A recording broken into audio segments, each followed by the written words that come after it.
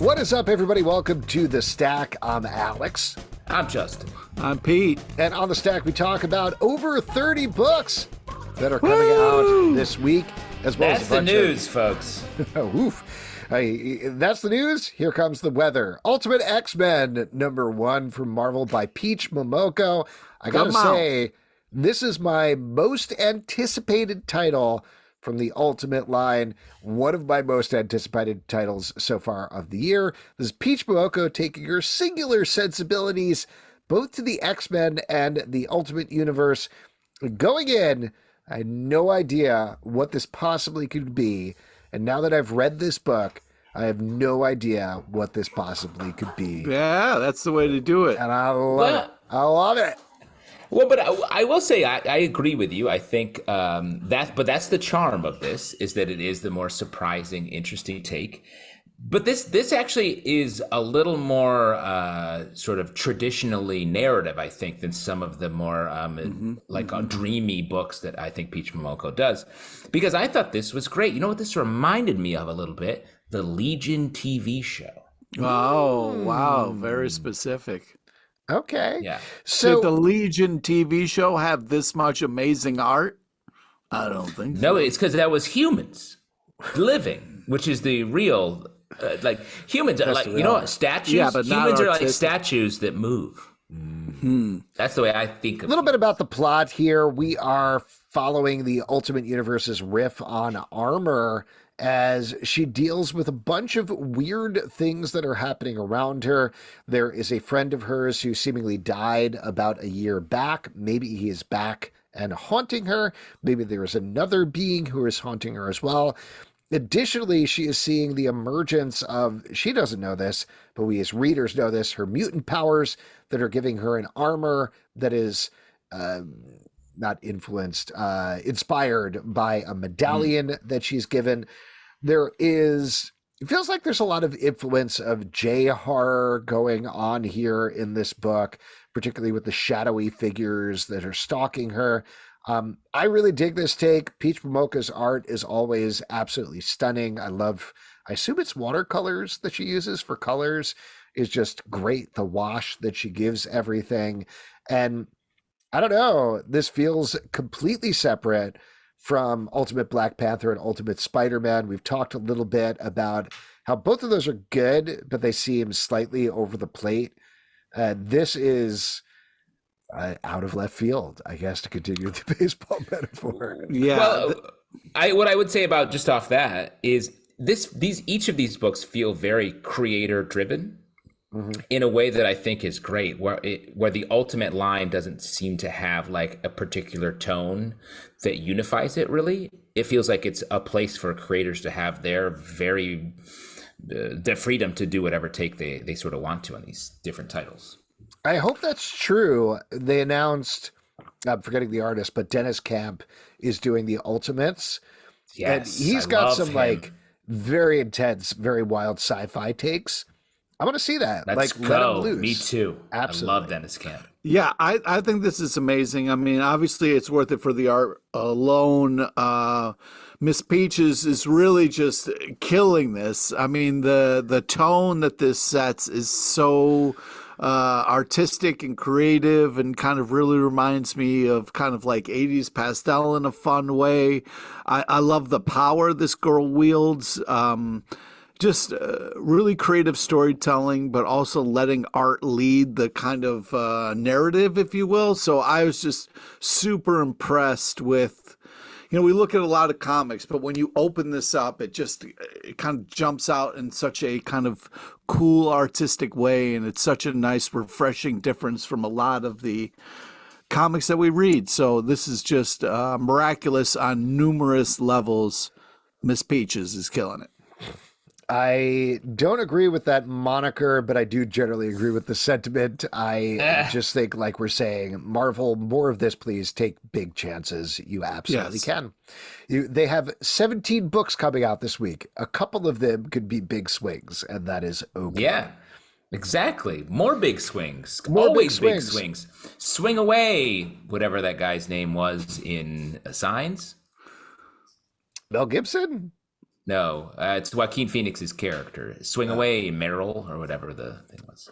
Sure. We'll watch Signs and get back to all of you about that. TMNT, The Last Ronin II Re-Evolution #1 from IDW, written by Tom Waltz and Kevin Eastman, art by Esau and Isaac Escorza and Ben Bishop. Per the title, this is a official sequel to The Last Ronin, which has been a blockbuster runaway hit. Like, everything in the Last Ronin universe has been, I don't know what the last comparison is, Saga level, like Walking Dead level of hit in terms of sales and nonstop bookstore sales. So of course they're going to do a sequel here that picks up after the end of the last one. We're following a bunch of younger turtles who have also mutated, who are also ninjas, being trained by, I assume, Casey Jones's daughter, who is dressed in a combined Casey Jones Shredder costume. Yeah. People here. Interesting take. Yeah. Pete, you're our big TMNT fan here. What'd you think of this one? Well, yeah. First off, I think they did a great job of making this reader friendly, where they kind of give us a relaunch with all the turtles and a little kind of explanation of what's going on. A nice nod to the history there. I really love the art, but I also felt like some of the panels and colors were it was almost like a little too busy, where I kind of lost the action a little bit. This shit is busy. Yeah. Well, and just to jump off that, sorry to interrupt, but I feel like the art is busy in this, and every book in the Teenage Mutant Ninja Turtles line lately, I'm like, there's so much going on, and this book is no different. Like, it is busy. Sorry. Yeah, I mean, that was what's nice about the Last Ronin before this, Last Ronin 1, I guess, is it was a little less busy. So, by the way, this is a little bit of a side trip, but I've been thinking about this a lot. Do you think things should have the number 1 after them if they're original? Like a movie you could release, I don't know, I'm not thinking of a good example, but like Superman. Schindler's Like List. Dune Part 2, #1, you're saying? Yeah, exactly. So you know that, there's franchise potential here. Yeah. Well, I mean, it's... wait a second. So what you want, a Schindler's List Part 2? Is that what you're saying? No, I'm he's not saying that. Schindler's List should be called Schindler's List Part 1. Yeah, or one. So you know, like there's Schindler's a possibility if List they decide 1. because it's confusing. If you have Schindler's List and then later on you have Schindler's List 2, it's like, well, why didn't it have a number 1? You know, that's not confusing. No, it's everyone. Not confusing. Because every movie's a number 1, technically. Mm-hmm. Even sequels are number 1 of their I'll tell you movie. what, Hollywood's a big number 2 in my book, you know? Oh, wow, nice. Hot take. Wow. Put it on a hat. Take it easy. We got I agree Hollywood with you guys. Justin The here. panels were Justin very works good. for Wait, Hollywood. one last thing on that, Alex. Yeah, you joke. But the most recent Mission Impossible, Dead Reckoning Part 1, they have since gone back and taken the Part 1 off the movie. Yeah, suck it, Salvin. Because they were like, this is hurting the movie sales, ticket sales. I don't know, but I guess counterpoint, what if it didn't, you know? This book is very crowded. I agree with you guys. I also feel like it's missing the magic of The Last Ronin, to be blunt about it. That was such a clear, like, it was Michelangelo, right? Like, what if Michelangelo, old man Logan into Blade Runner? That's what we got. We know what this book also looks great, and it has the art style of the old school Turtles. This feels very modern, and as a Turtles book, it's fine. Like, I don't want to slam it too much. Yeah, I enjoy it. But it's not a worthy sequel to either The Last Ronin or The Lost Years, which I also thought was very interesting, jumping forward and jumping back at the same time. So I was a little bummed about this. I wanted more out of this book. I think, too, because, originally they had the idea back in the 80s for The Last Ronin. So that was kind of why they kind of dusted off this idea and did it, because they felt like the idea held off. And then Last Ronin 2 was just kind of a little bit of like, let's keep this fun going. But there wasn't as much of a reason behind it. But I'm not complaining, because I'm getting more Turtle books. And anytime I see a name, Eastman or Laird, I'm there. So I loved it. I'll take it busy. I'll take it any way I can get it. So, yeah, more Turtle power. Turtles all the way down, says P. I'll take turtles any way I can get them. That's right. Turtle power. The Batman. First Night, #1 from DC Comics, written by Dan Jurgens, art by Mike Perkins, who I assume were put on the project. Jurgens and Perk? Because their names like almost rhyme. This is going back to the origins of Batman, back when his ears were much, much taller, but giving him an extremely grounded mystery, at least initially, or at least it's an extremely grounded world with a zombie undead seeming mystery. So both things are going on at the same time. This is not what I expected from this book, and I loved it. I was really blown away. Really? Well, I really liked it. I was very blown away by the alternate history take that's going on here, the very grounded take on Bruce Wayne and Commissioner Gordon's relationship. I think whatever's going on with the lumpy zombies who are chasing after everybody, that's like a wild swing that maybe doesn't match everything else that's going on.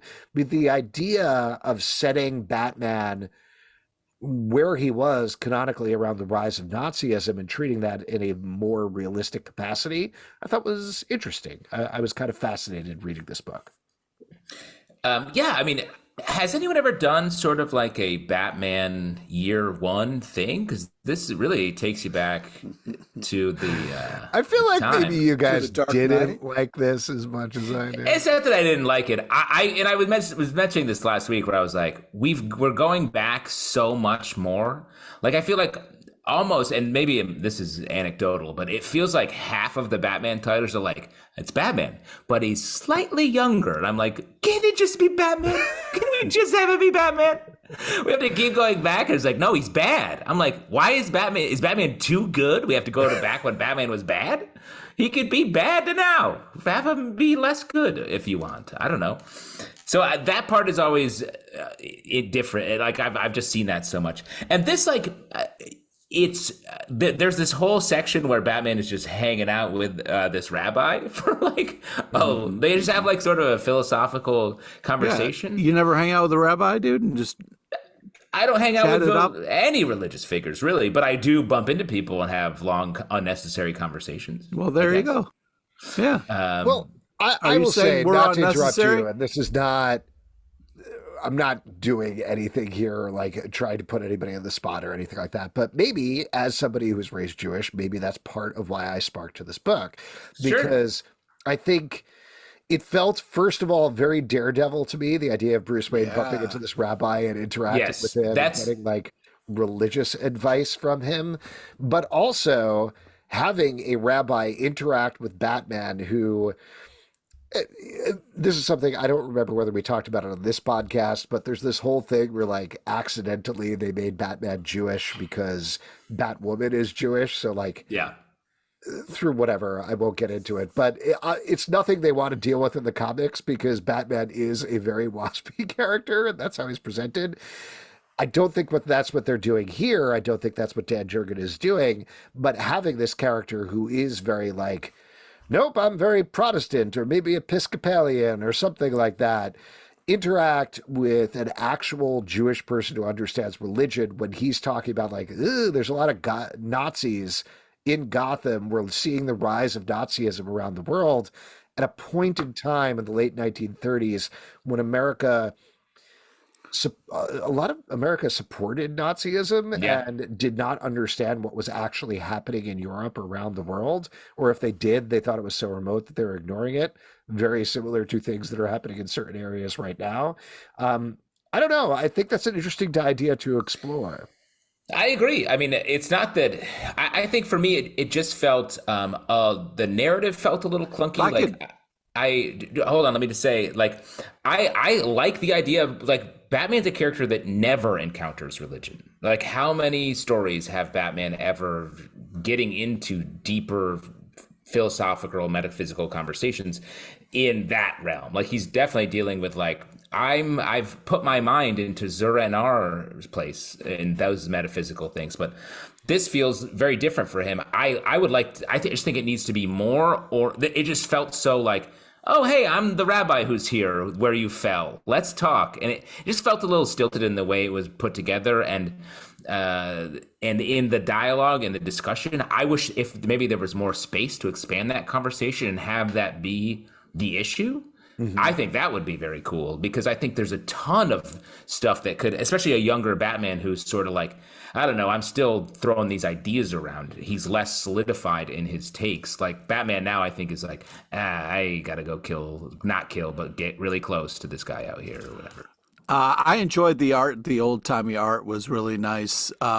It did have, and maybe because it was just kind of now I'm talking to a rabbi, a little bit of a Daredevil feel, just because I know that as, part of the Daredevil story. So it did feel a little bit kind of like, weird, but I enjoyed it.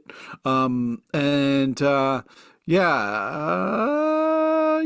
really thought the art did a great job of pulling us back in time and setting this mood. I think the art had there was a lot of like very purposeful old timey language in here. And I was like, all right, we gotcha. In general. And how do you guys feel about very old Commissioner Gordon? Or sort of the Commissioner Gordon from the old Batman 66 show? Oh, 66, you think? I thought maybe 89, but... I mean, I think sort of both, I guess. I kind of liked it. I don't know. When I saw it, I was like, oh, I like this. Why do I like this? And I think part of the reason is having Commissioner Gordon being like a young, kind of muscly guy who could hop in a bat suit at any point, like Scott Snyder had him. I love Commissioner Gordon, but there's something about that that's like, nah, that doesn't jive with like, I'm one heart attack away from retirement, which is kind of where I feel like he should be. Well, and this Commissioner Gordon is much more at sea. There have been so many Commissioner Gordon stories lately with the young guy you were just talking about, who he's like wrecking shit. And this is a guy who's like, I don't know, man. You're in a mask? All right, okay. Maybe you'll keep me from dying from this hoagie or whatever. Anyway, whether you liked it or not, I do think I appreciate the fact that Black Label is a place where creators can really experiment and try things, whether they work or not, Yeah. Speaking of experiments, whether they work or not, What If Aliens #1 from Marvel, written by Paul and Leon Reiser, Adam F. Goldberg, Hans Rodionoff, and Brian Volk-Weiss, art by Guiu Vilanova. This is asking the question that I'm sure Paul Reiser has gotten at Keeps me up nights. Comic-Cons. Keeps me up nights, this Paul question. Reiser. What if Carter Burke survived old enough to look like how Paul Reiser looks now? Finally, we're finding out in this comic. Paul Reiser. Again, similar to the Black Label thing, I just want to say this up front. I love that Marvel's doing this. I love that Marvel is taking their relationship with Disney, which owns 20th Century, formerly 20th Century Fox, being like, sure, we can do a What If Aliens. I want to see a What If Predators. I want to see a What If Planet of the Apes. I want to see a million of these. Go into like the whole catalog. That's great. That said, Pete, take it away. What did you think about this book? All I gotta say is the Reiser family is genius. They're like, listen, I need to get acting jobs. What if we started making them ourselves? We write the comics. Then when they turn the comic books into TV shows and or movies, they gotta cast us. It's a brilliant move. And Reiser, of course, is always ahead of the curve. No one would doubt that. Yeah. So I just think that, like, did I want to read this? No. Is it worth it? Read this? Yes. I don't know. No. I don't know if I would say this is worth it. I don't know if there's anything worth reading here, but I got respect for the Reiser family for being like, yo, we got this. I'm going to fucking come up with a comic book because I want to be in it. Yeah, he's out there. He's out there riding a bike in one panel in this comic. Because he's Paul Reiser. This comic has big, like, Back to the Future fan movie energy, where it's like, what if he went this way instead of that way? I mean, it's like, to your point, Alex, it's a question no one asked, and it was sort of like goofy for a lot of it, but the last panel, okay, I don't. I'll give it a shot. The last panel for you was like. Yeah. Well, here's the other turning thing. a corner. This is 5 issues long, which That's is crazy. That's absolutely insane. We I don't thought it was a need one that. shot. No. I thought surely this is a sad end is coming. No. Well, that's what I would have been into, is like 5 issues of Aliens What If, where we get 5 different things. Great. But Marvel clearly had like cartoon muddy sides of their eyes, were like, Paul Reiser, mad about yous. Paul Reiser wants to do a comic book. Let's do it. And I don't know, it'll probably sell, I assume. I had fun reading this because, of course, because Paul Reiser was involved and his son was involved, it channels his voice very well throughout the comic book. But yes, do I need to see how annoying it is to live the corporate life of Wayland Yutani in a goofy way for most of a comic book through an old Paul Reiser? I don't. Come on, dude. When you sit down at your desk, the first thing you do is put your face up to the. I mean, come on. The pin That's thing? how you start Yeah. every day. This is goofy. I don't know. I'll 100% read the second issue of this just because I'm like, where is this going? What is possibly going to happen with this insane thing? Like I said, take bigger swings, whether they work or not. I don't know. Swing away, Merrill. I was right. His name is Merrill. I'm a huge Steins fan secretly. Let's go.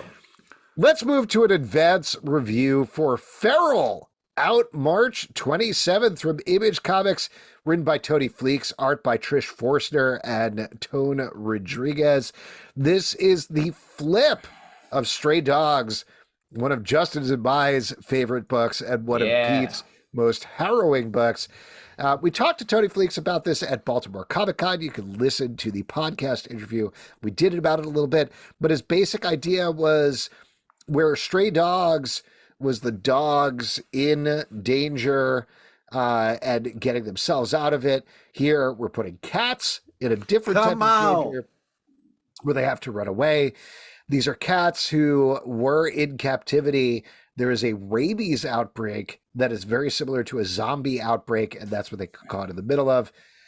What do you guys think about this book? And do you think it is a worthy sequel, sort of sidequel, I guess, to Stray Dogs? Okay, nice. First off, we can't spoil it, but did I want to read this? No, I didn't. But because you said I'm that about scared. every comic. You've said about every comic so far. Do I want to do anything Back to else? back. Would I like to stop doing this show? Yes, to all of the above. No, come on, man. I love doing this show. Do I hate But- comics? Do I hate my life? Have I ended up in a different place than I expected?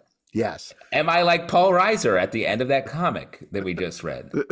Would I Listen. like an alien facehugger to jump on my face? Absolutely. Please let it all end. Take it away. The Impregnate me, reason I'm please. saying I don't want to read it is because I'm scared. Strays was insane. It was twisted and fucked up, but it was drawn so lovingly and so cute and adorable. So Got I you. was very nervous about this going in. So I was like, oh man. But you can't say enough about the art. Just really just so cute in kind of a mischievous kind of way a little bit. Yeah. Would you say it has a really interesting Tone Rodriguez to it?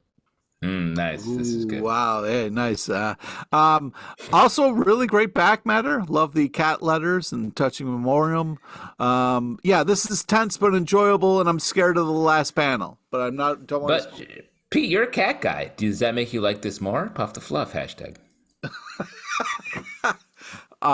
don't forget to puff the fluff. But yeah, cats and dogs are equally adorable. Not one over the other. So Wow, Pete, toeing the line. Pete was canceled for a cat take a couple of months ago, so he's trying to be apology tour. I mean, this is great. To give it a quick Fleecs Peaks into what we're looking at here, this is really fun. It is a great follow-up.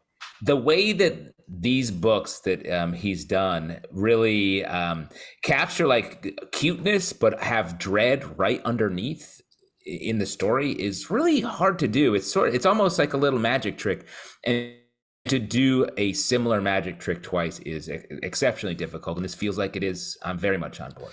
Yeah, this is, in case it isn't clear, basically Walking Dead with cats is a genius idea, perfectly executed, both from the writing and the art perspective.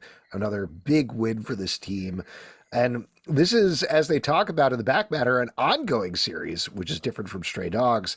I have no idea where they're going to go with this, and I am very excited to follow this book. Next up, back to this week's Spectacular Spider-Men, #1 from Marvel, written by Greg Weisman, art by Humberto Ramos. This is teaming up Miles Morales and Peter Parker in an ongoing series. It is also from Greg Weisman, who wrote, I think he was the showrunner, if I remember correctly, of Spectacular Spider-Man. Yeah. The cartoon series back in the day, and also Gargoyles, which is yeah, having a big resurgence. Come on. Through Dynamite. Humberto Ramos, one of Pete's favorites. So come on. In this issue, we see Peter and Miles. They're fighting a new hulked out Jackal. There's a lot of other things going on at the same time as it jumps to different locations and time periods and other things. Pete, I want to hear from you first since you're a Ramos head. Yes, thank you. I mean, fun times at the coffee shop. You know what I mean? Becoming a regular is a really big deal, and it's nice to see Spider-Man finally tackling this issue. Yeah, I mean, I'm here for the Ramos. There's no question about it. Makes it all worth it. But this is a fun team up. It was fun to see these guys interacting with each other. I mean, what's not to like?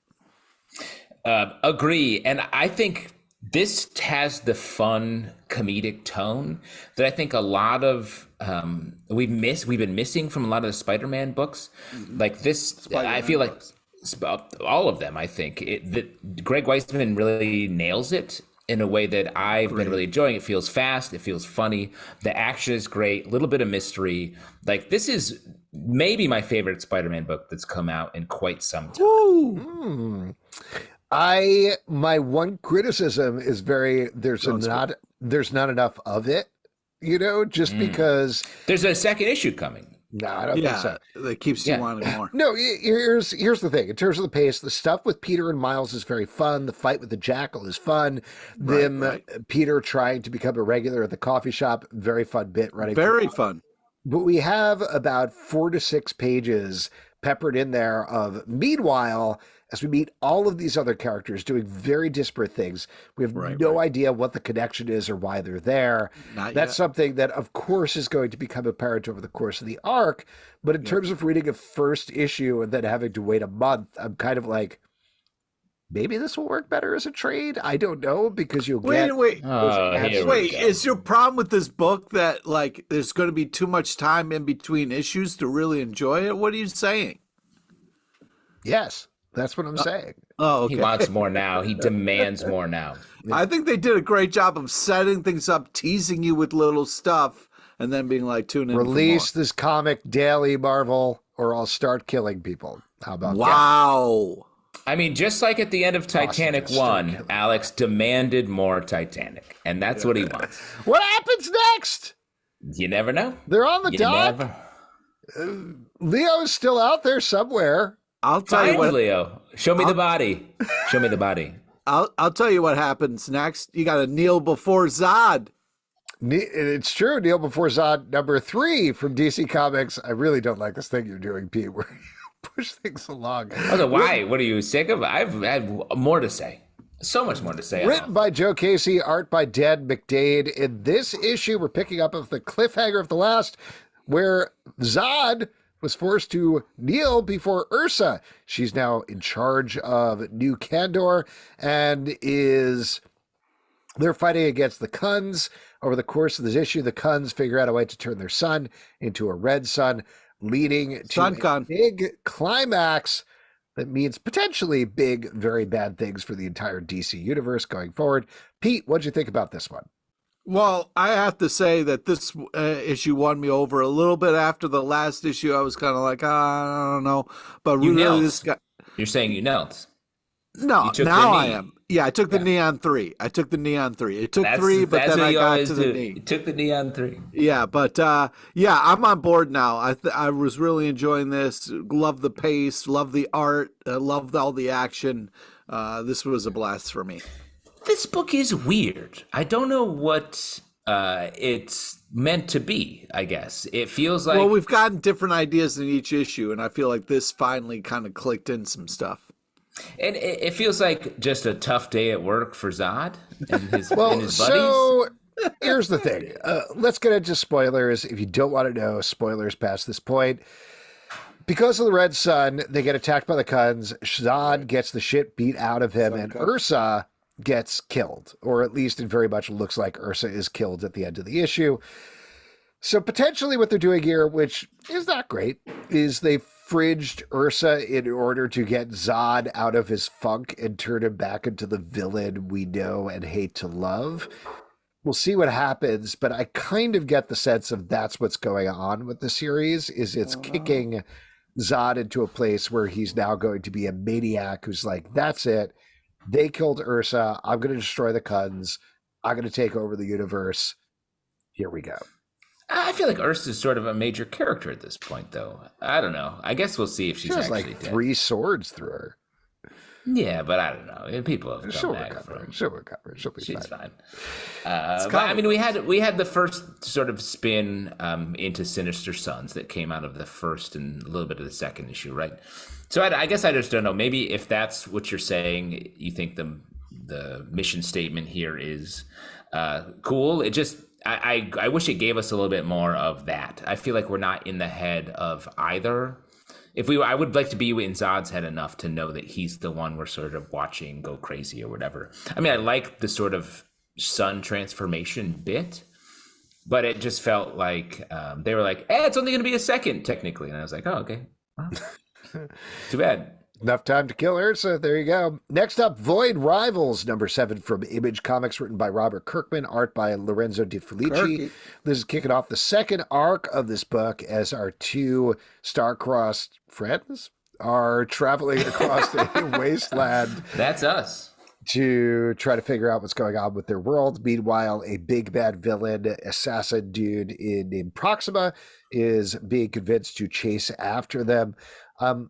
This is kind of a non-spoiler, but there's no, as far as I can tell, Transformers stuff in here. No. There's no G.I. Joe stuff in here. That's correct. Which I thought was interesting, given this book's pedigree, to just be like, nope, we're Void Rivals now. That's what we are going forward.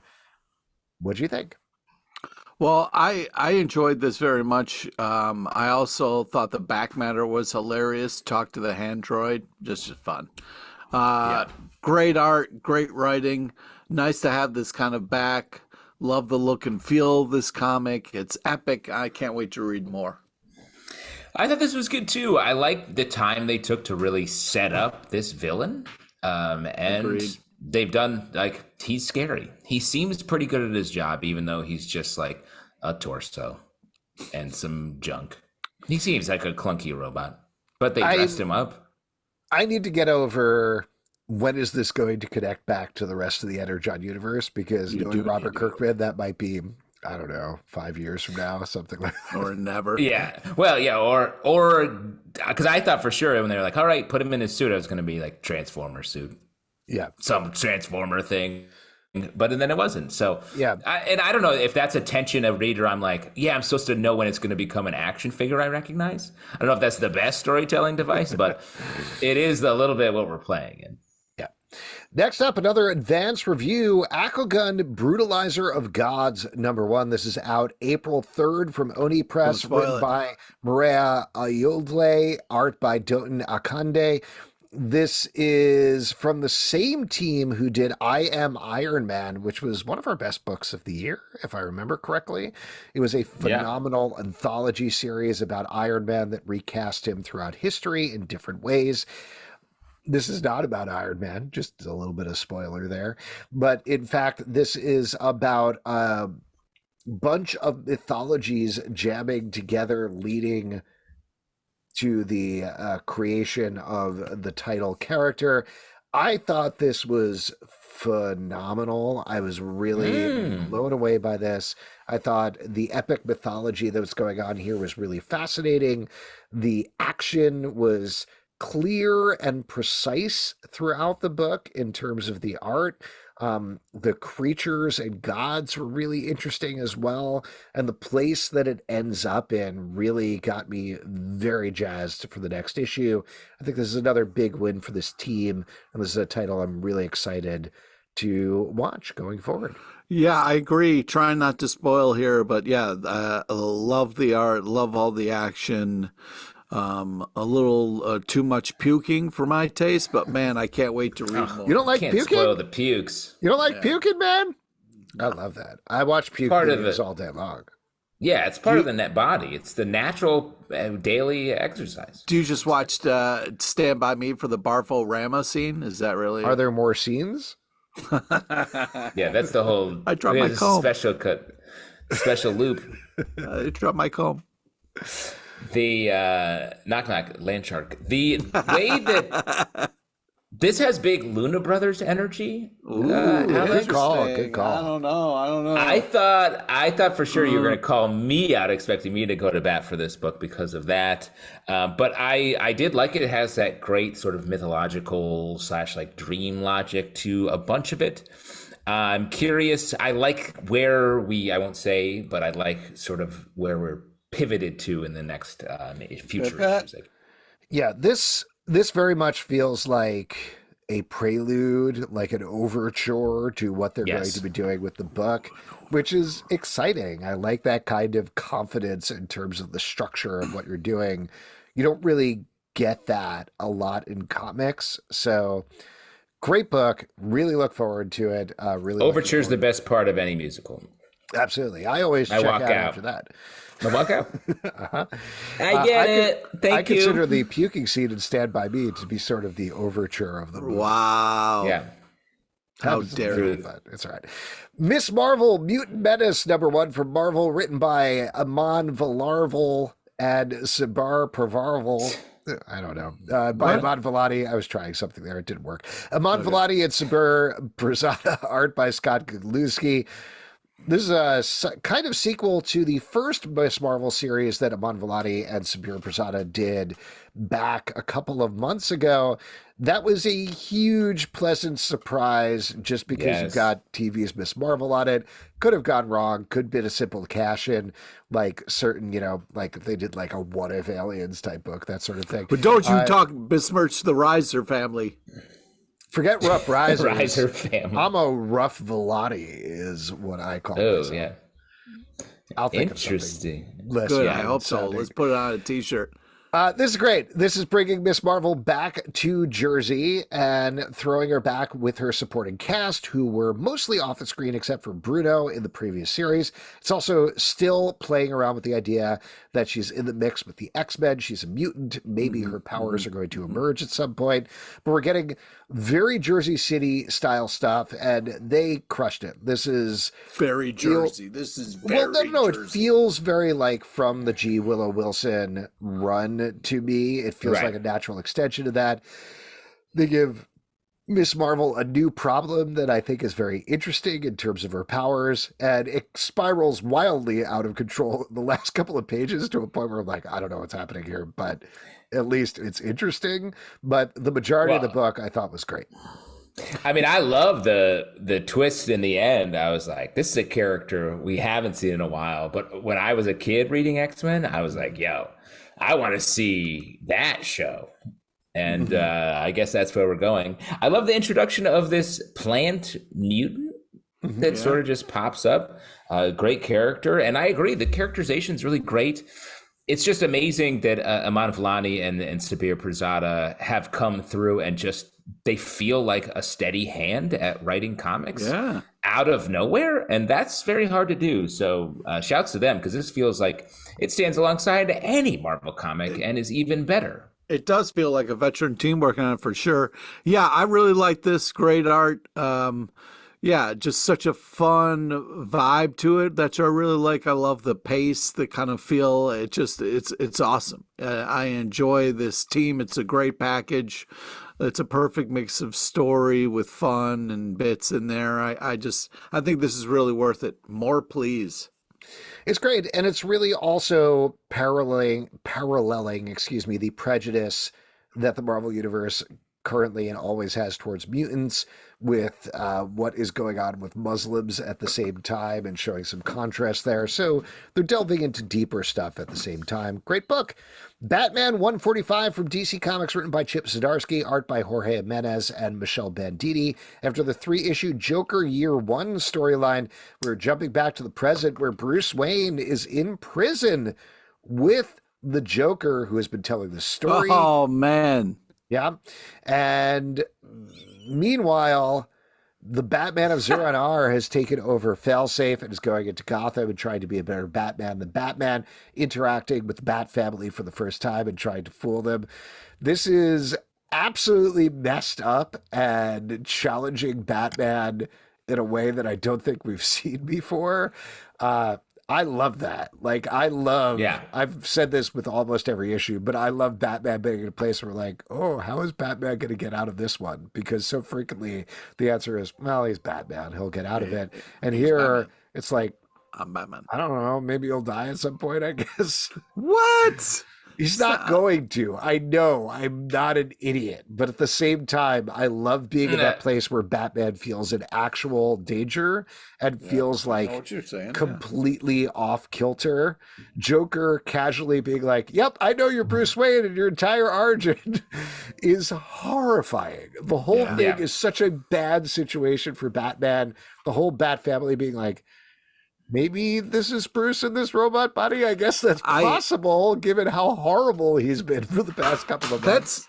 That's the only real critique that I have, is I wanted to sit in the horror of the fact that Joker's known this whole time a little bit. It's hard to do in a comic because we want to there's so much other stuff going on. But this first off, some amazing covers. This is such a cool idea. Sweater weather. Having Batman in jail with the criminals, and there's a evil robot on the loose, fucking Gotham up in a way that's also better than Batman did, but also way worse. So very interesting idea. Great Joker stuff. I'm really looking forward to what's happening next. The only thing that it was a little too much is when the evil robot Batman was toying with the Bat family. I did not like that at all. So, but yeah, this is a blast. How much would you have to fuck up in your life where if a robot version showed up at your house, your friends and family would be like, yeah. And your son. Was like. And your son would be like, okay, this makes sense. And there he is. It's just a hologram face. It's fine. Well, but I think that points to how low Chip Zdarsky has brought Batman to this point, that everybody, it worked for me. I also hate it. It feels terrible, but it makes total logical sense that everybody would be like, I guess he's Bruce going maybe through can do this. All right, there we go. He's a robot now. The other thing, he's been so many things, you know what I mean? Like, so it being an evil robot is not like, oh, what? That's so crazy. It's like he's been a werewolf. He's been, you know what I mean? Yeah. Like, there's been so many different. As long as he's not talking about the time bullet, I feel like they're like, okay. Don't bring up how you were in the 19th century or whatever. Oh, Jesus Christ. But what do you think at this point? Batman and Joker, I feel like, is like, all right, we're best friends. Like, aren't they just buddies at this point? The way they're hanging out in this issue is sort of like, I know you.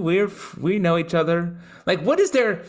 I feel like this relationship has to take a step back at some point. Like, they're entwined so hard in a way. All the runs over the last, 5-6 years, Scott Snyder, Chip, others, don't we have to unspool this a little bit to make this continue? It is.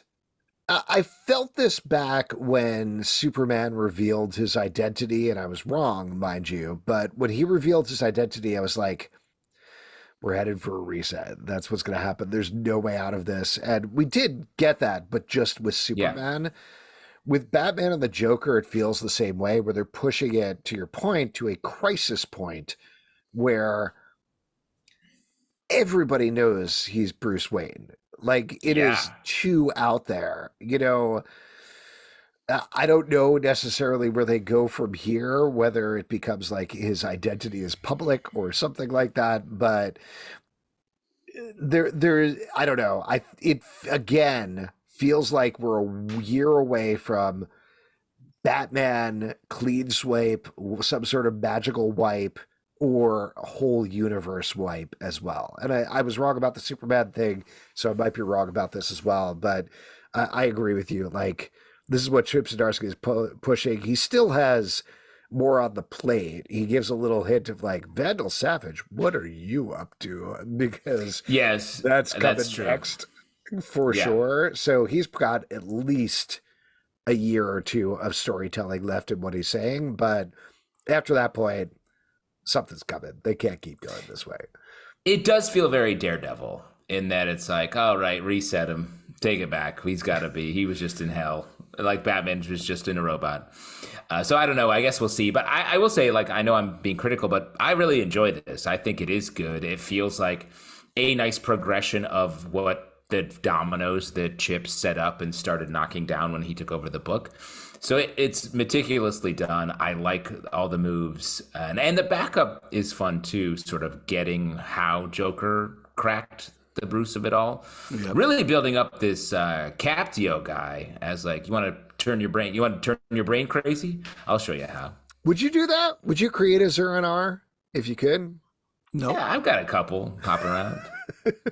You think I'm like this all the time? No, this is Comic Book Club, Justin. Whoa. The Batman, I'm the Justin of CBC. Oh.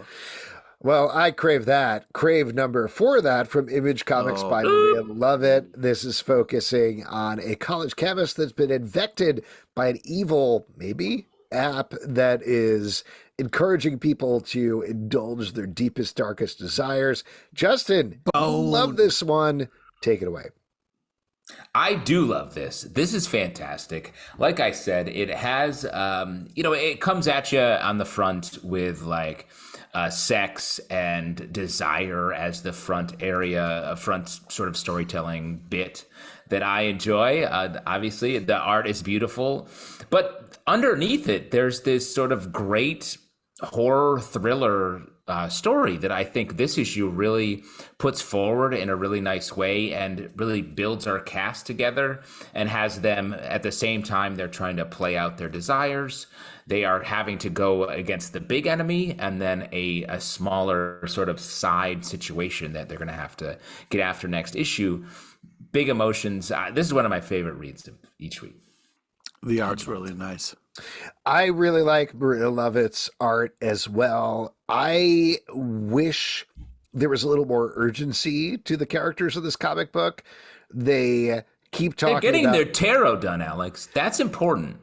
I don't know. They're spending a lot of time talking about like, oh no, this Crave app has taken over our campus. That could be bad for a number of reasons. And they lay out why it's bad, not just for the campus, but potentially for data privacy for the entire world. For the world. Yes. But most of the time they're sitting Think about the world. Getting their tarot taken.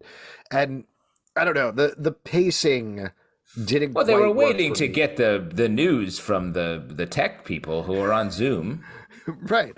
And those guys kept popping back in and being like, hey, just so you know, here's some important information about how we created this app and what's going on. And they're like, great, we'll talk to you in like an hour or two. We're going to go get lunch. Maybe that's what it takes to download or upload something, Alex. I don't know how files work. I don't know. Yeah. Sexy files. How download sex said. Wow. Oh, Alex is going to be busy for the rest of the stack. We should take over. He's all right, Weapon X-Men number 1. Go ahead. Don't you? Go ahead, big dog. Yeah, written by Christos Gage. Got to announce the whole thing, man. Marvel, written by Christos Gage, art by. Aha, got you, Yildiray Cinar.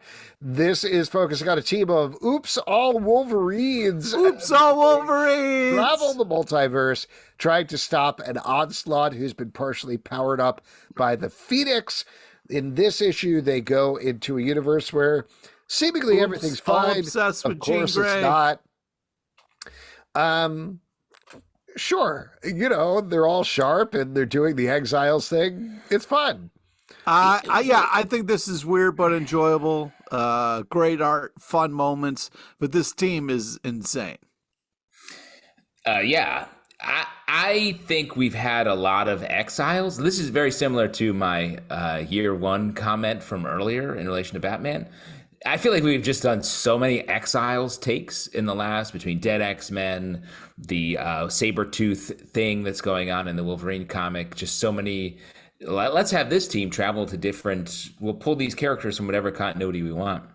Very like postmodern storytelling. But having said that, I like this team. The idea of putting a zombie Wolverine on a team and being like, this will be fine. This will be fine.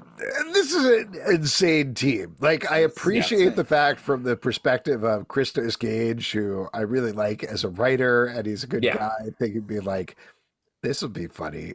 He's great, but this is the most insane team of Wolverines ever. Phoenix saying, hey, I need you to take on Onslaught. Let's get an over-the-hill Wolverine, a zombie Wolverine, a Wolverine with one head, a Wolverine who is old and does not want to be here, and one Wolverine who is new, who is a steampunk lady Wolverine who is pretty cool, and we like her.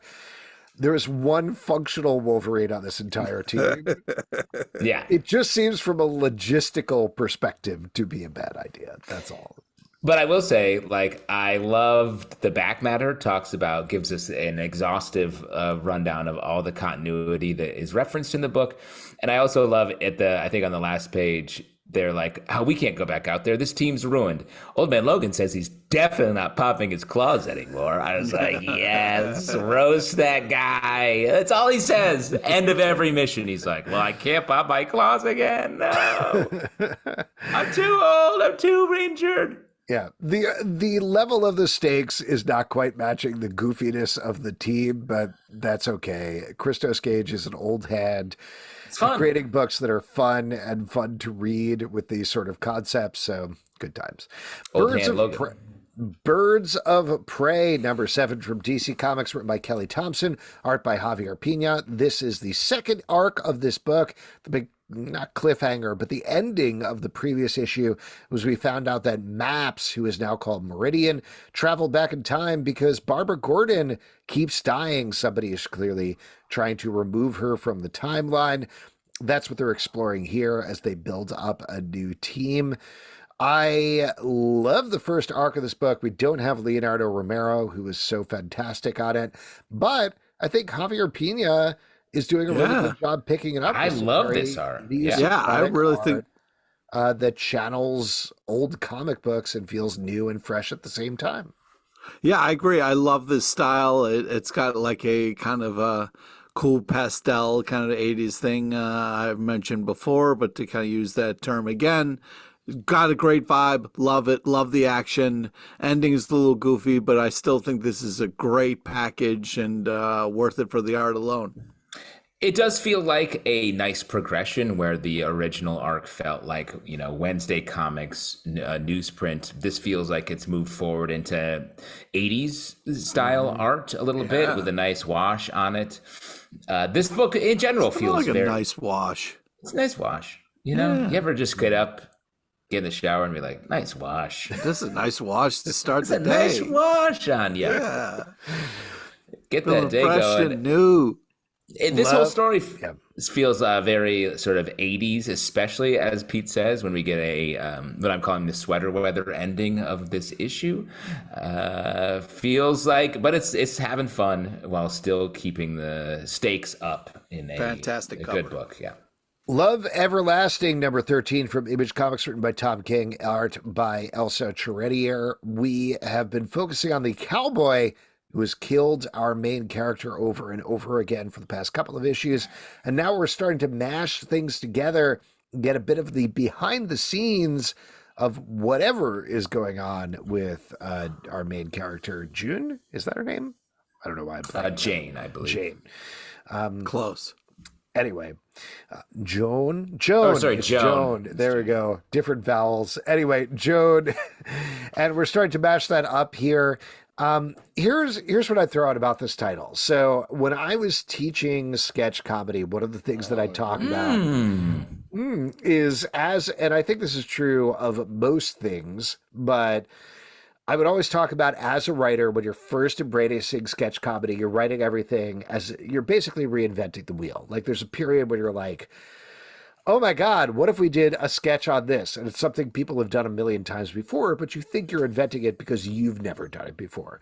If you get past that stage as a writer, you move on to your second stage, which is the meta stage, where you understand the structure of sketch comedy, you understand the concepts of sketch comedy, and you're commenting on it. And that's what you're writing about. If you move past that stage, the meta stage, then you're actually going to start writing really good sketches, things that combine those elements, but things that are fresh and original and true to your voice. Well, that's steady hand. And Pete, slow down. He can say that again. You don't have to take your notes. So if you're... Thank you for writing most of that down. I appreciate that. Are you fucking serious? My point, I'm sorry, Pete. Other people than you listen to this podcast. Yeah, I just don't agree with your long-winded thesis statement. Here's my point. He's getting to that the point. I think, obviously, Tom King as a writer is way beyond any of these stages. Elsa Charretier as an artist is beyond these stages. But this is where I feel like this comic is sitting right now, is in that second stage, where they've set up, been like, we're exploring romance comics in all of their different facets and all of their different types. Now we've laid in what this cowboy is, and now we're doing meta commentary on the structure of these romance comics as we break them down, as we start to add in more plot. That's interesting. I like sitting in this stage. I like seeing backstage here. I'm excited to see where we get to when we move into the third stage, when it starts to create something new that is truly breaking out of this format. I think that's an interesting sort of breakdown of it. I do think that Tom King has had that third stage you're talking about in mind the whole time. Yeah, because this feels like he's moving through the form of romance comics, and in such a meticulous way, setting up something that is something totally different, and we're creeping up on it. We've seen it slowly, like, this isn't working quite right, and now at this point, it's like a full-on crisis. Are we going to get back? Is this going to end in a romance at the end of the day? I think the yes. Cowboy and Joan? Yeah. Yes. I mean, it's love everlasting. You would like to think it would, right? Well, but I think part of the point is, though, that it's love. None of this love is working out, and that's the problem. That's I think why the cowboy point has to kill Joan at the end. Yeah, I think the point is love sometimes is a cowboy that's here to kill you. Oh, what does that mean in practice, Pete? Yeah. By the way, did you see that written on a little heart on Valentine's Day? Love is a cowboy. That's Pete's new single. I loved your new album, by the way. Oh, thanks, man. Yeah, it's really good. I didn't know you even played the ukulele, but it's a great in the way that you sing. Come on, bro. Yeah. I mean, this continues to be crazy, but the art makes it worth it. I mean, this is really great art. I have no idea what the fuck's happening, but I'm still enjoying myself. just like love, just like being in love. The idea of Pete singing a ukulele song, "Love is a Cowboy Here to Kill You," I'm not saying if I had a genie wish, I would use the last one. I don't know. But I feel would like use George T. one White of them. would do a I better would use job. one of them. Justin, you're gonna free me with this third wish, right? You're gonna free me from my eternal bondage, right, Pete? Right, Justin? Whatever your name is. Sorry, I want to hear just a laid back track about love murder from my friend. All right, wish granted. Next. Anyway, that's when we lay in the actual track that Pete's going to record, right? Yeah, no, I'll add it in later. Absolutely. Pete, shoot that over to me on email and I'll add it into the... Yeah, just keep make sure you checking do it your on email. It's going to be email. there. Alex, just keep hitting refresh. It'll show up. Reflex? Refresh. Word. Giant Size Spider-Gwen, #1 from Marvel, written by Melissa Flores, art by Alba Glaze. This is focusing on Spider-Gwen and Mary Jane, who is a Carnage, fighting different riffs on the Sinister Six. She's a Carnage. I gotta say, knowing, I don't know if you guys know this, but knowing that Spider-Gwen is about to get trapped in the 616 universe, I felt for sure that's what this issue would be doing. Agree. So far, I like the Giant Size Fantastic Four. All of these stories have been good stories, but I don't think they've been paying off on the game-changing giant size premise, personally. Well, I can understand that. That makes sense. But this is still, like you said, an enjoyable story. I mean, you got great stylized art here. This is fun. Second story is also good. This is a solid package. I mean, reading the second story, which is the Spider-Gwen stuff that I loved with Jason Latour and I think Robbie Rodriguez on art. Man, that's the stuff my favorite. That's the stuff. That's the stuff. For the front story, I mean, it's interesting. It's good. I always like that Spider-Gwen finds a way to remix the Spider-Verse and find good, grounded characters that we get to see the actual emotionality play out on that. And that story, this story has that. But I agree with you. The sort of like payoff at the end is like, the front story is like, oh, all right, let's form a team to get her. And I'm like, she's leaving. All your plans are not happening, bad guys. Yeah, I wish these giant size books were totally necessary. You know, I appreciate that they're putting out. I like them. I like the focus on old stories paired with new stories. They've all been solid books, but I want it to be a must-buy event, and so far it's just not, which is a bummer. Blue Beetle #7 from DC Comics, written by Josh Trulio, art by Adrian Gutierrez, Natasha Bustos, Howard Porter, Cully Hamner, and Scott Collins. Ted Kord is lost in time, so it's up to Booster Gold and Jaime Reyes to track him down through various time periods. But, and I don't think this is going too far out on a limb, what this is very clearly is a tribute to Keith Giffen jumping through various time periods. We get to see the Bwahaha JLI period. We get to see a little bit of the classic Jaime Reyes Blue Beetle, which Keith Giffen was instrumental on, as well as multiple other errors here as they jump through time. So just in terms of that, that's great. I love seeing all those different bits, and I love paying tribute to Keith Giffen. Good stuff. Yeah, agreed. Definitely. Also, it's very cool that they're putting stuff out in English and Spanish. I think that's a fun kind of thing to do. Yes. I was having a great time till it got too meta, and then Johnny DC, the continuity cop, showed up. But up until that, it was a great time. Also, great to see Lobo. Why did you got to see Space Wolverine, which is a treat, but why didn't I wish we could just go one time. You know what I mean? Just one time where you just called him Lobo and walked away. Well, but everyone has a different name for the character, and I think Lobo sometimes is like, I'm Space Wolverine. I don't think Peaches. so. Nope. I think he says that. I'm pretty sure he said Peaches. Nope. I think back me up listeners. Like, nope. Lobo is like, I'm Space Wolverine, Bastiches, because he says Bastiches. I thought you said once. Peaches, like Pete says Peaches. No, I don't say that. Miss Peaches. I don't say that. Bastiches is what Lobo says. Space Wolverine.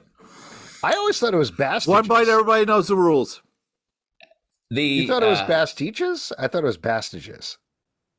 Bastiches? Like bastards.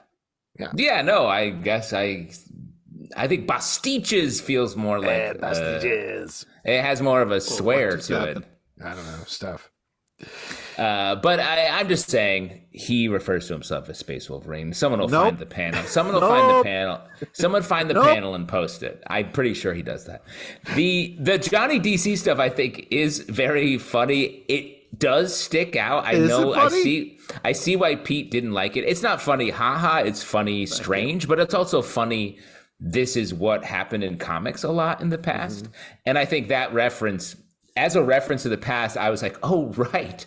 Shit like this. I mean, it felt like Loki, the TV show. Like, it felt very, like, that's what comics used to do way more. And now comics are more self-serious, so they don't do it as much. Well, and again, as a Keith Giffen tribute, which they didn't explicitly say, but I think this issue was, I think that's the sort of thing that he did back in the day. Yeah. Sometimes they were Def. more, to your point, more allowed to do.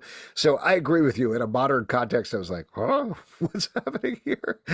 But Well, especially with the pivot in the last page where it's like, oh, and also we have a serious story going on where another beetle is trying to like revoke her status and all this. So I'm like, oh, it's a little slingshot into the real shit over here. yeah, but good stuff. Great art, good tribute. The Sentry #4 from Marvel, written by Jason Liu, art by Luigi Zagaria. We did miss the last issue of this, but this is pitting a bunch of folks with Sentry powers against each other. We get a new take on the Sentry with a new name by the end of the issue. What do you guys think about the series? Well, I'm not a big fan of the Sentry, but I thought this is very interesting. I liked how it was they were all connected, all the sentries there, and a great amount of action and really cool art. So I enjoyed this. I was surprised at the end. I like the story. The sort of serial killer nature of it I thought was cool leading up to this last issue. But the idea of doing this as a way of introducing a new Sentry and then being like, no, that's not the character. Her name is Solaris. I thought was strange, especially when it seems like Sentry is a character that is going to be in the Thunderbolts movie, even though Stephen Yeun isn't playing. Yeah, but if she wants to be known as Solaris, that's what you should call her.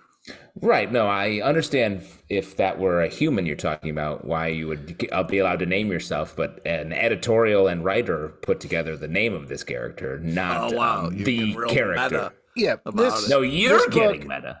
This book felt like a bit of business to me. We have the Sentry on the table. How do we change the Sentry? We need to get the Sentry as a character from this to this. Let's write a series to do that. And I think this was, but I don't say this dismissively, but like totally competent, solid comic book, good fight. I do think the fight with the evil Sentry was wrapped up very quickly at the end of the issue, to the point where I had to read it twice to be like, what just happened here? How did they beat him? What's going on? But I don't know. I've said this with every issue so far. I miss the idea that the Sentry was something about mental health, and it was each person saying a very definitive, very clear thing about mental health with each series. Right. That is a worthwhile part of the conversation, and that's a worthwhile thing to put in comics. It's not quite what we got here. It's okay. Things evolve. We'll see where it goes. Cruella DeVille, #2 from Dynamite, written by Sweetie Boo, art by Mariana Sweetie Boo. In the last issue, a bunch of dogs attacked Cruella at a benefit and almost ruined her life, but it's not over yet. Cruella can go even lower. I know we were a little mixed about the first issue of this one, but what did we think about the second one? Pete, you hate dogs and love Cruella. Take it away. Reverse that. Yeah, really cool art. Love the kind of style of it. Over here. It's kind of different from the animation that we know for Cruella, but very interesting.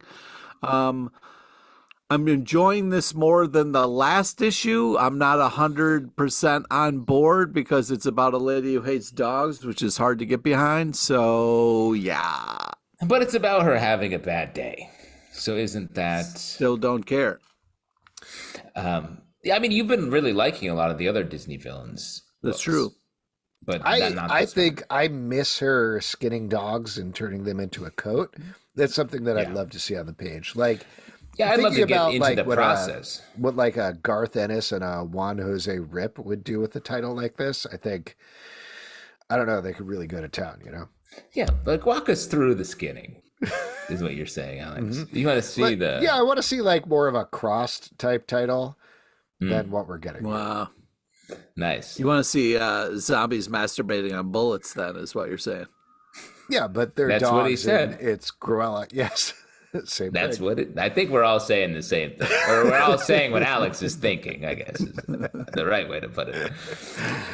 Yeah, I mean, I agree. This comic just feels like it feels a little adrift, and I like sort of where it ends up in some ways, but it just feels like what is this book seems to be for dogs, where they're like, hey, remember your villain who tried to kill you? Look at all this bad shit that's happening to her.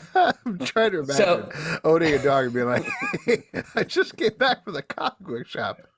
This Got a one's book for you. Here you go. I got Avengers and Poison Ivy here. Yeah, dog on couch flipping through. That makes sense to me. Yeah. Wow. The Avengers number 11 from Marvel, written by Jed McKay, art by Ivan Fiorello. The Avengers have trapped the Ashen Combine, everybody's favorite villains, inside the Impossible City. They're so ashen. Inside the Impossible City, their new base. And because of everything that's going on, whose help do they need? Jarvis, the butler. He's got to come back with his even larger butler in tow to help him out. Things go a little wrong, and they've got to solve it with their bats, as they do. Street justice, butler style. How do you heighten Butler? Big baby Butler. Add a big baby Butler. And we get him here. He's fun. He has a continuity reference that is legit. Shouts to, let me just say, Upstate Pride. Shouts to Jarvis making Utica greens for Wanda Maximoff. Yes, Utica greens. Great dish. It's sort of on menus in New York and other places these days. Check it out. It's like cooked greens with some like prosciutto or other meat in it. Breadcrumbs. Classic Italian dish from upstate New York. I like Jed does such a great job of just giving us the sort of walk around through all the X-Men while we're having this fun issue. It seems Avengers. Avengers. Yes, that's who I'm talking about. They're two different teams. Yeah, but like similar elements. The way that Jarvis is going to get a bunch of plastic butlers maybe at the end of this is fun. Mm-hmm. To walk around the city, Impossible City. Imagining he buttled a mansion. Now he's got to buttle a city. Yeah, that's a step up.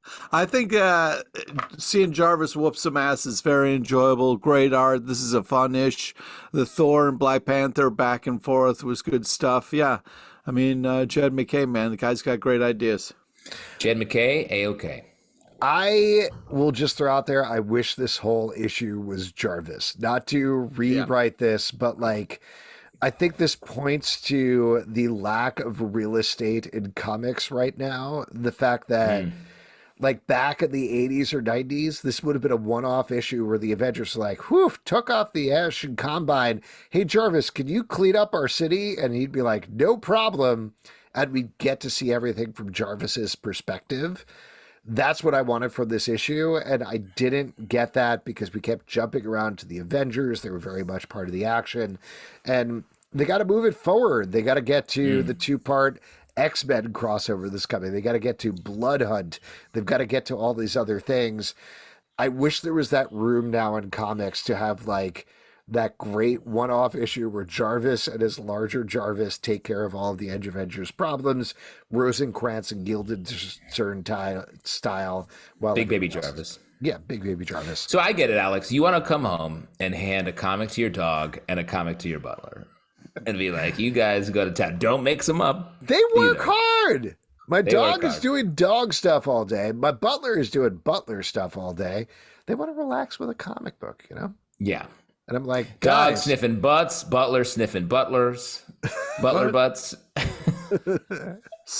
That's how they identify each other. That's how butlers are like, oh. That's what I'm saying. Good day, sir. Good day. A tea cake for you, sir. I say good day, butler. Pete, anything you want to contribute to this conversation? Pete, would you contribute to thanks. Yeah, Poison Ivy number 20 by DC Comics. We written by oh, no, you're out.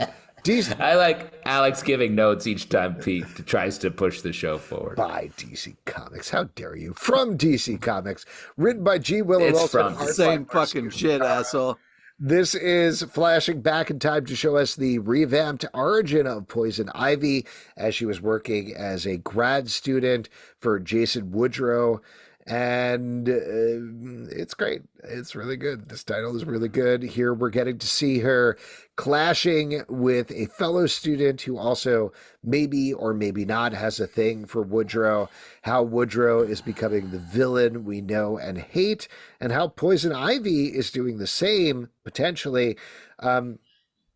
It's really smart, well done comics that is weaving between continuity. I'm really digging it. Yeah, I mean, the art, love the colors, the feel of the art that the art conveys. It's really impressive, and enjoying the story. Can't wait to see what's going to happen next. This has been really enjoyable. This run, all the twists and turns have been really impressive. Yeah, I really like just the way that G. Willow Wilson has found the emotional drive to Poison Ivy to make her still this protagonist hero while having her fall victim to these, bad qualities that aren't necessarily villainous, but are just like, I'll do the thing. I'll do this. I'll do the wrong thing that I know is wrong, but I'll do it anyway. And to build that world in this, and to do even just this 3-issue arc, reinventing the wheel for Poison Ivy, I think is really cool. And the art continues to be great. I mean, I think we've loved every issue of this 20-issue run. There you go. Doctor Strange, number 13 for Marvel, written by Jed McKay, art by Pascal Ferry. In this issue, Doctor Strange is recruiting a bunch of folks to play a role-playing game in New York City in real life with him, including Black Cat, Taskmaster, and Hunter's Moon. Come on. Justin, you love this one. Take it away. Jed McKay, A-OK. Again, I think this is so fun. It feels so well positioned. The character choices are funny. Of course, it's going to be Black Cat. The idea of Hunter's Moon, since Moon Knight is out the door, it's fun to hit on this character that we don't really know too much about, even in the Moon Knight book. But beautiful art by Pascal Ferry that is not exactly what it's so clean and almost like what are those French posters from I forget the artist's name, from like the 19th century, the famous absinthe poster. Oh, wow. I feel like that's what Pascal Ferry is channeling here in a really nice way, because it adds sort of a little bit of the classical element. It reminds me of the architecture for the famous absinthe poster. Famous artist. It reminds me of the architecture of Doctor Strange's mansion. And I think to sort of incorporate those elements here feels really cool. And I just love this story. The Doctor Strange Clea relationship is really great. It's very fun. Yeah, agreed. Great cover. Taskmaster, loved his last line. I don't think this game is fun anymore. This is a great team up. Love the team Doctor Strange puts together here with Black Cat and everybody. So, yeah, amazing art. This is a ton of fun. This keeps getting better. Under Heist, number 2 for Boob Studios, written by Maria and David Lapham, art by David Lapham. In the first issue, we're focusing on a gang of thieves who were trying to rob other robbers in the subway. There's hints of some sort of satanic forces around them.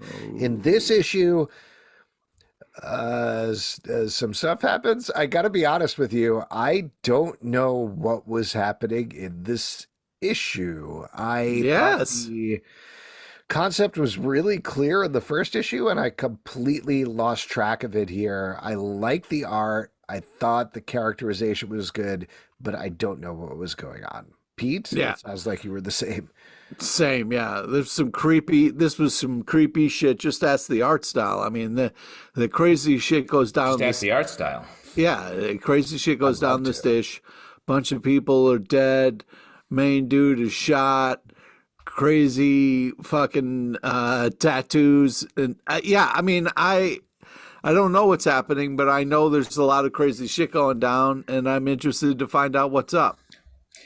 Agree, not sure what's happening, but it almost takes on David Lynch qualities, especially that last sort of scene where like a dying man's like energy is still out there, able to be communicated with.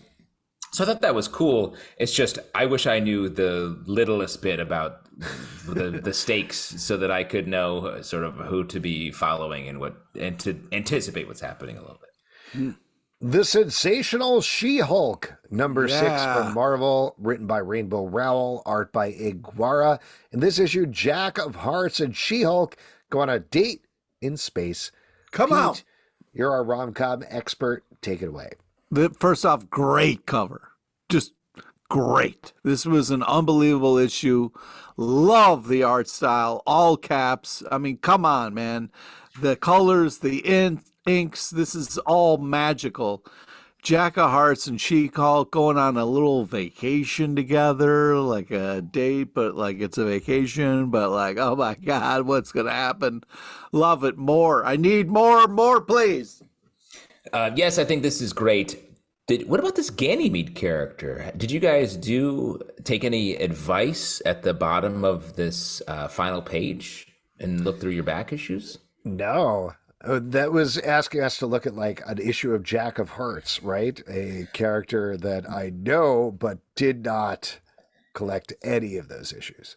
It says, better start digging through those back issue bins to be continued. And Ganymede and Jack of Hearts dated for a while. And they fought. All the backstory that Ganymede talks about, Jack of Hearts was there alongside her, sort of rescuing her from this sort of celibate sisterhood that she was in. It was all in that last look, you know, when it gave the Jack of Hearts reveal and the look on her face, it was all there in her eyes. Yeah, and they fought like Thanos and Terrax. It was very much involved in Galactus Herald world, and their love though was sort of unrequited. So I think that really sets this up to be a dope. Oh man, that's next great. Issue. That the conflict and there's so much tension. What are you talking about? Great. This is not great because it's going to hurt She-Hulk and Jack's fucking relationship. I love the setup of, I'm saying we're reading a comic book and we're totally invested in the idea of like, oh no, She-Hulk and Jack of Hearts are on a space vacation. Here's another lady who has feelings for Jack of Hearts. There's no fighting. There's no like overarching superhero plots. It's all romance comic and it is crushing it. I will also throw out there Iguara's art. She-Hulk looks good in this issue. Jack of Hearts looks fucking great in that. Their expressions. Wait. You said one looks better than the other? No, they're good. They both look good. They're a good-looking couple, man. Yeah. I saw them across the room, and I like their vibe. Yeah, Alex was in a thruple with them for a while. He was horribly irradiated. I was in the hospital for so long. I have so worth it. It is worth it. Well, I do think it's funny. I think two things are funny. This comic is literally very few fights. It's just romance and radiation. All they talk about in every issue is like, how are you feeling radiation-wise? Everyone's like, oh, not good, whatever. And then romance. I love that. I love how She-Hulk was like, can I hug you?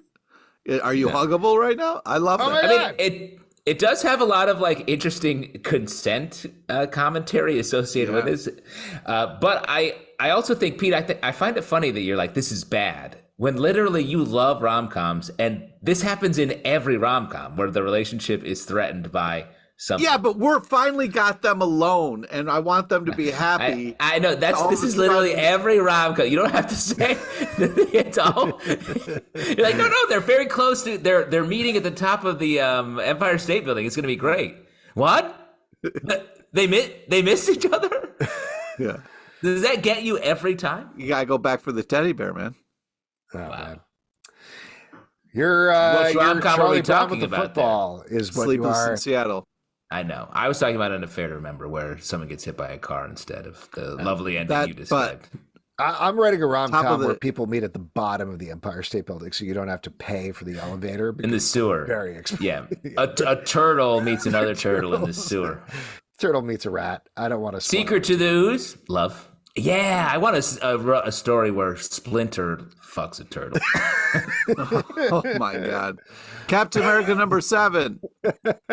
From what, Pete? Marvel. Written by Michael Straczynski. J. Michael Straczynski, art by Carlos Magno. We The have, idea of you guys doing it together is somehow way worse. Yep. I feel like we've figured out how to do the show after almost 2 decades at this point. Let's not change it now.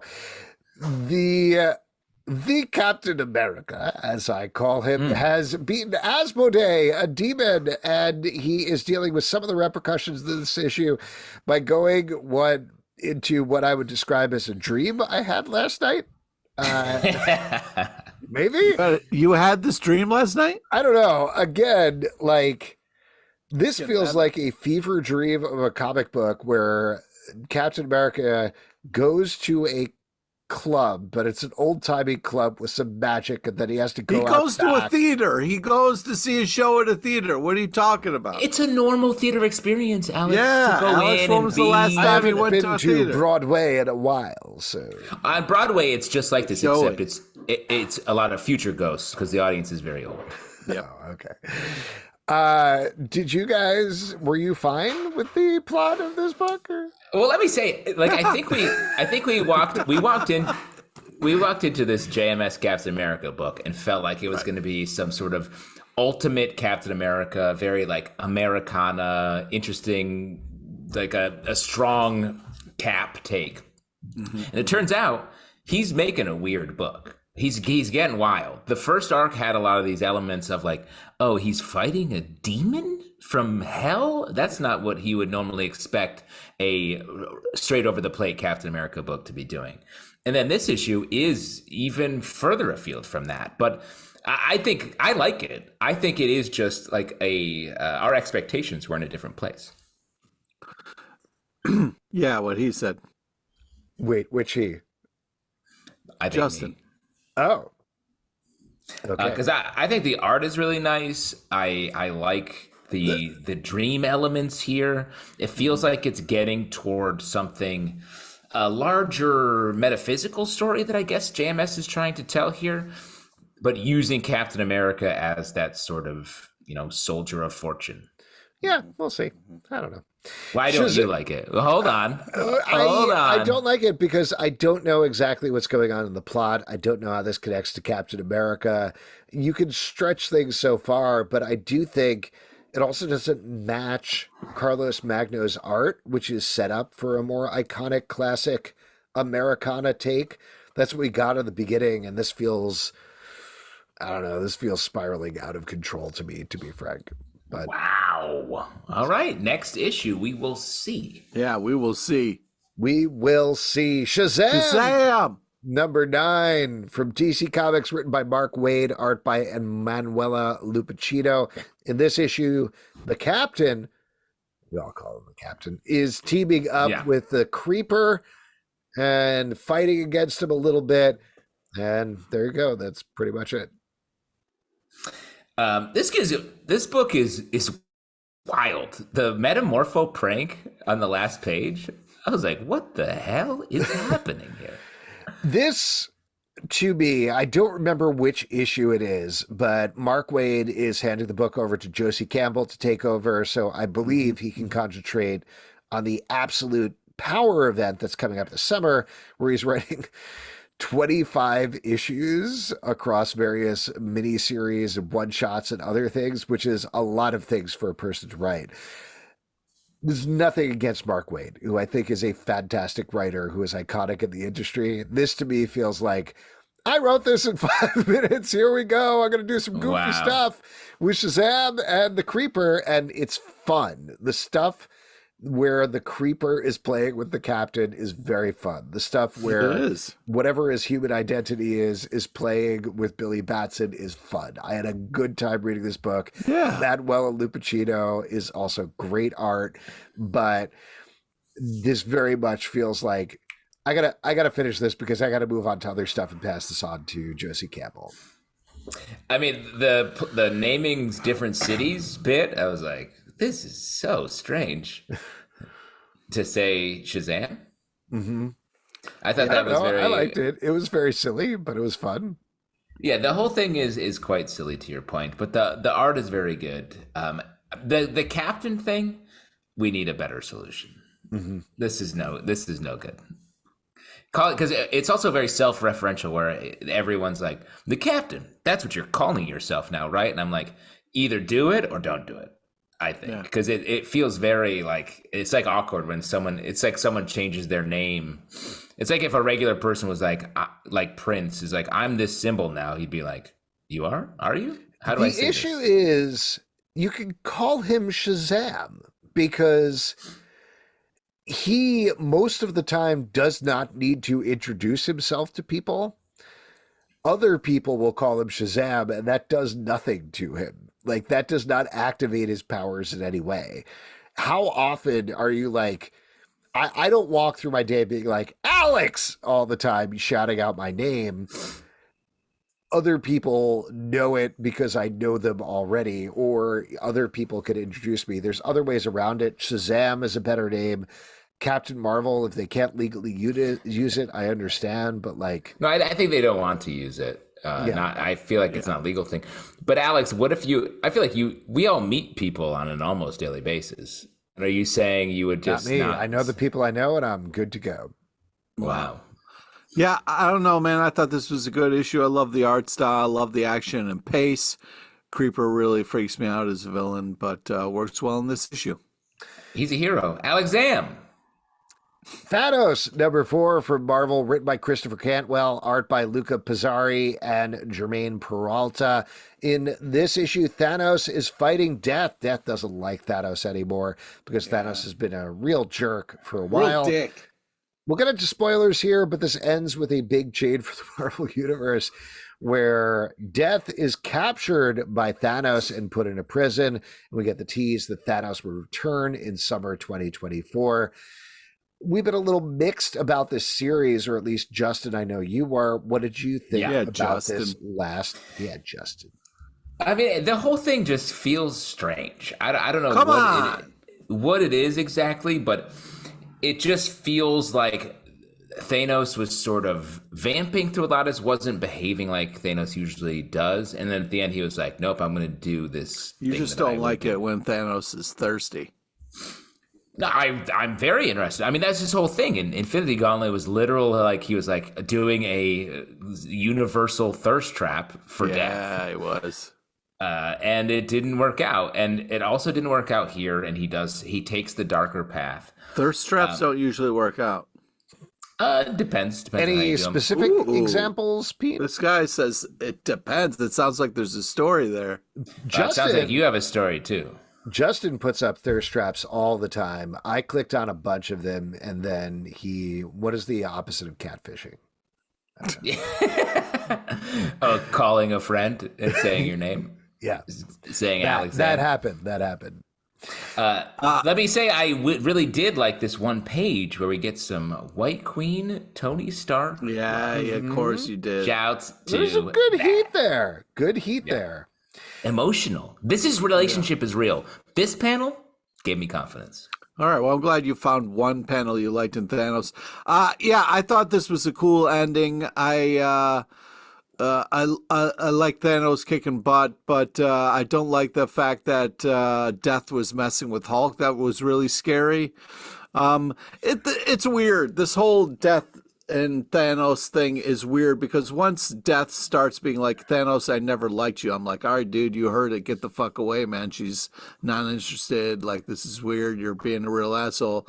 But then I'm going to trap her. And then everybody's like, well, does that mean people can die or can't die? And he was like, no, it's fine. Everything's okay like it normally is. I'm just going to take this person completely away from everybody's eye shot, and nobody will be able to see what I'm doing. And I'm just like, this is really freaking me out. So I didn't enjoy that part, but great art.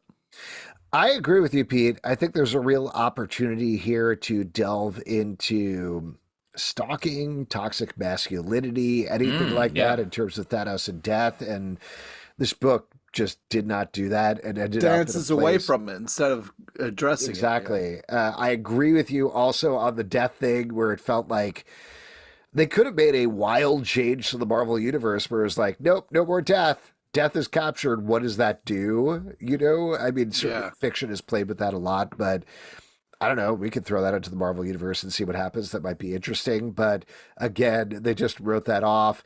Instead, it felt like a middle point to get Thanos to potentially whatever this crossover we've been teasing for years at this point, with him having an Infinity Mjolnir and leading an army of Marvel zombies and all of those other things that Donny Cates teased years ago. Maybe we're getting towards that. I don't know. But yeah, it was a little all over the place, which was a bummer. I like this team, and I like potentially dealing with the Thanos death stuff, but I don't think it got towards that, unfortunately. So you guys agree with me? Yep. Yeah. Wow. Yeah. Okay. Great. We win. Great. We 3 winners here on this podcast. Pine and Merrimack, number 3. From Boom Studios, written by Kyle Starks, art by Fran Galan. This issue, we're, I think, flashing back in time and showing the origin stories of our 2 sleuths before we loop back to the present to show how they link into this mystery about the sacrifice cult. What'd you guys think about this one? Great couple. These guys just get along, and you see it from the jump. You see it played out, and you know it can. You could see this being a little cheesy, but what I like about it is they're positioning their super positive relationship against like some real darkness that I think is nice. So their charm and cuteness really plays well as they get into some legitimately scary situations. And the art is nice. Yeah, I agree. These 2 are great. Love the art style. It gets a little weird with the eyes wide shut shit and the furry stuff, and then there's like some cult sacrifice stuff that's going on. It's a lot of the book, mostly. Yeah, but the kind of the heart of this is this relationship, so I'm excited to get more of that. Daredevil Gang War number 4 from Marvel, written by Erica Schultz, art by Sergio Devia. This is the actual final issue of Gang War after. Gang War's over. Oh, man. We need to celebrate. Yeah, go around. What was your favorite moment personally from Gang War? Justin, you go first. Oh, great. I guess just like finding my home on the map. You took mine. Transitioning from some bad guy to I was going to say the You're a maps. I Hobgoblin was going to say the territory, maps.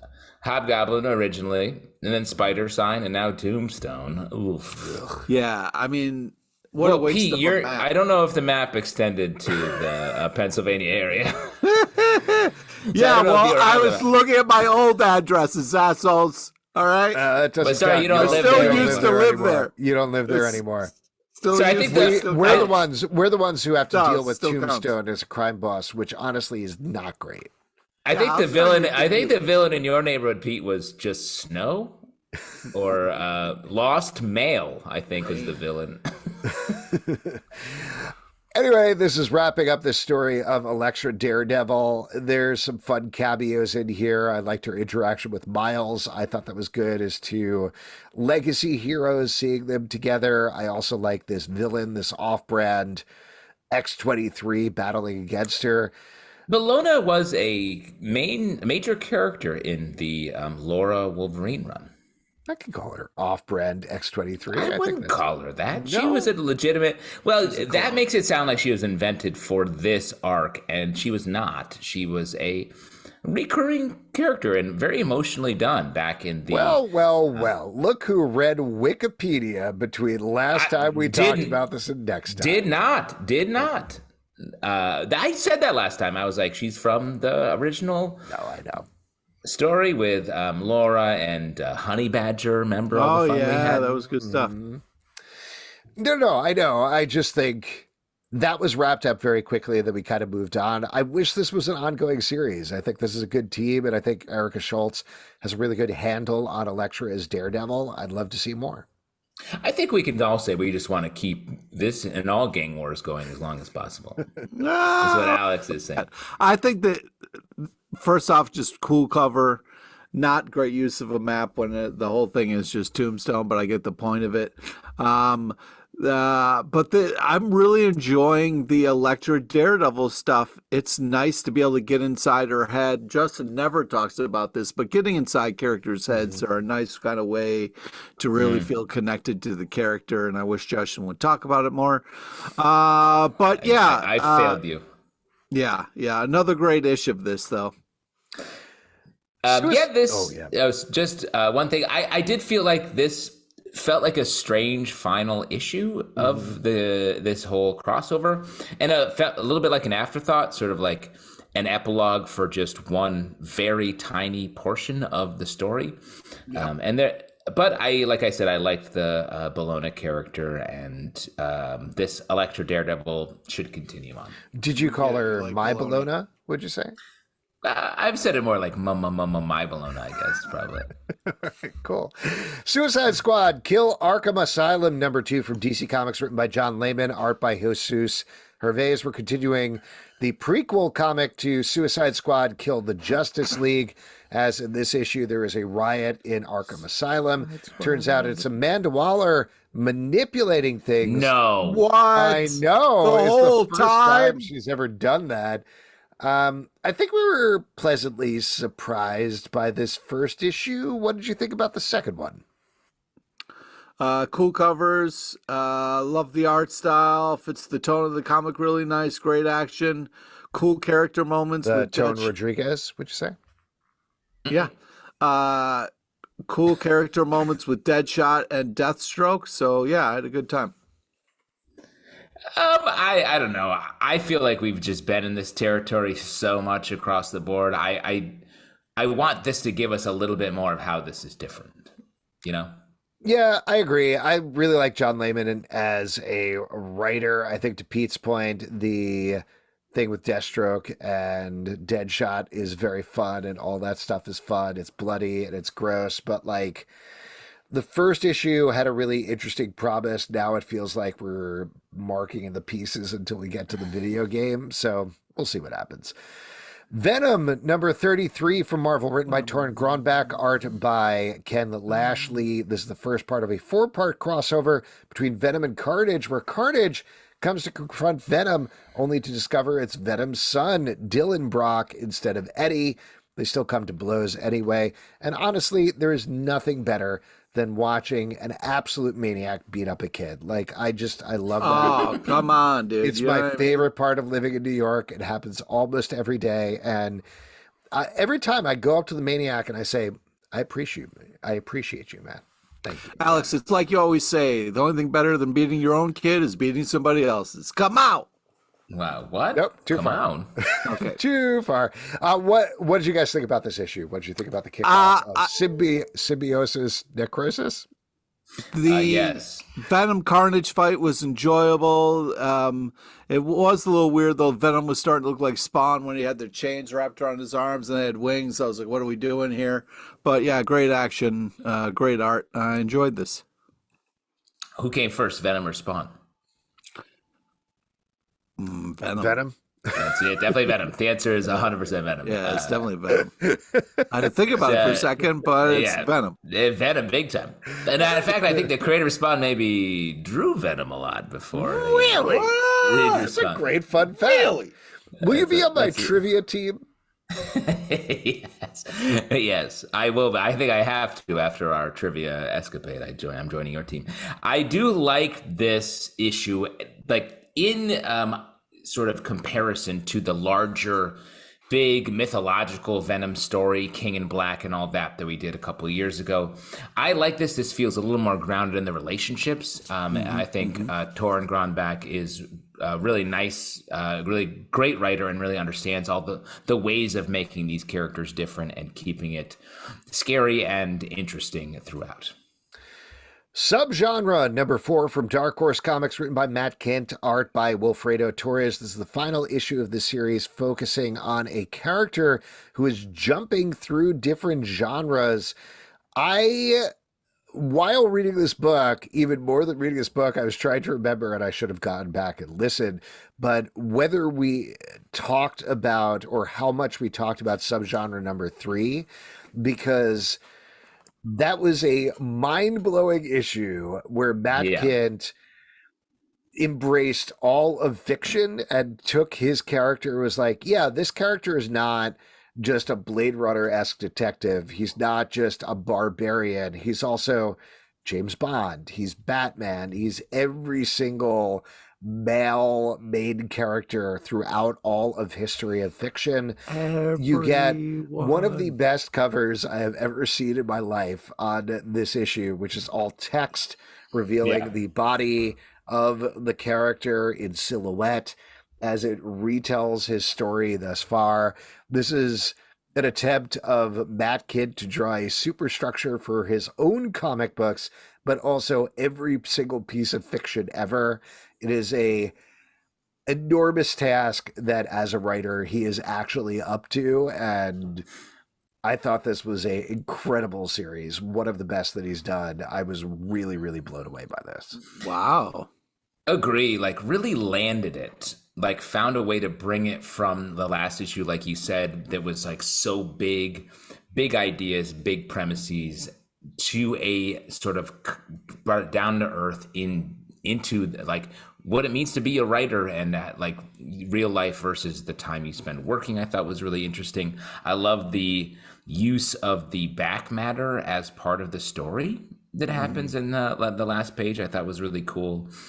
I mean, I don't know how, this is such a big idea.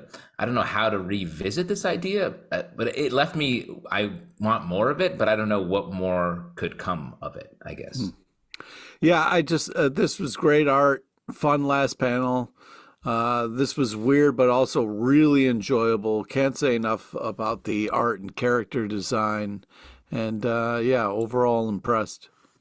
I do want to just add on before we move to the last book, what you said, Justin, as well, in terms of making it personal and emotional.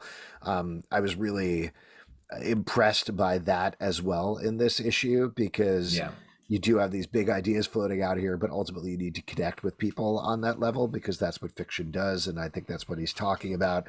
Great series. If you missed it. What are you saying? Nonfiction doesn't connect people? Nonfiction is a piece of shit. I think we all agree. Our lives are nonfiction. Fuck, man. I just look out my eyes and that's nonfiction. Yeah. Whenever I go into a Barnes and Noble, I go into the nonfiction section and I just push over the shelves.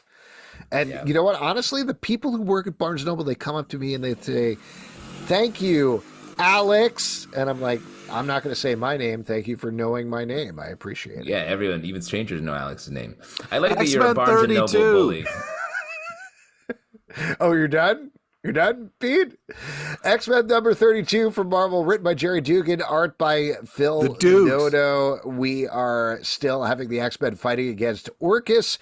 In this issue, Illyana has been infected with a bunch of nanites. Thankfully, Polaris is there to help her. There's a little bit of a team up with her old roommate, Kitty Pryde, but mostly we are continuing to have Orcus versus the X-Men, no holds barred. Justin, what'd you think about this one? Oh, we can Pete's go to mad. Pete, except I assumed, Pete, you're going to be like, this is shit. When are we going to get past this X-Men era? When the answer is June. Never. But nope, that's not what I was going to say. Don't. How dare you try to put? How dare I base this on previous knowledge of you as a person that I talk to so much? Yeah, why don't you get upset about it? I think so. First off, it's too bad we haven't been able to talk to Jerry Dugan about some of these great works that he's putting. He's going to be on our live show next week. Yeah, I'll believe it when it actually happens. Mm-hmm. You've been saying that for weeks now. Anyway, I said it once, and then he got an ear infection, and now he was very nice about it. So don't. Yeah. So who's right? I don't know. Anyways, I thought this was actually a touching issue. I love the Lockheed hug at the end. Oh, it was nice. Dragon hug. You know, Illyana being really tired stressed me out. The kind of a little. She did look tired. Yeah, that I didn't like that. But fun with Kitty Pryde, and, I liked those moments between the two of them. I thought this was a touching issue. Amazing art. You love the Phil Noto art. The Pete Loves the X-Men fun reveal. Suck it, Zalbatron. Wow, I would say suck it, Pete, from 1 week ago or any time before right now. How about the two things I want to say about this issue, what a come up for Polaris. She's just super powerful between the last issue and this. Wrecking shit, coming up huge. Is she the next hero? It reminds me of Game of Thrones when they would build up a hero and then just kill them. Mm-hmm. So I'm a little worried about that. Oh yeah, man, that was really something that Game of Thrones. Well, I mean, what do you do if Polaris is like